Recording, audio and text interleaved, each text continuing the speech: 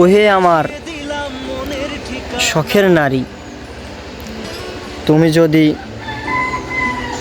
একটু ঠান্ডা মাথায় চিন্তা করে আমার কথা ভাবতে, তাহলে তুমি বুঝতে পারতে যে আমি তোমাকে কতটা প্রতিনিয়ত মিস করি। আসলে তুমি ভাবতাছো আমি অনেক সুখে আছি।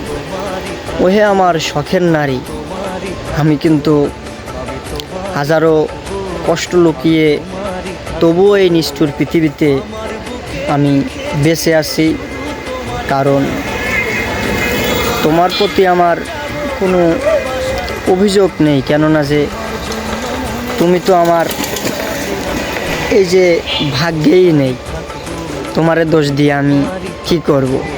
তুমি সুখে থেকো। আর শেষ একটা কথাই বলবো, তুমি যেখানেই থাকো ভালো থাকো। তোমার জন্য আমার অন্তরের থেকে দোয়া ও শুভকামনা রইল।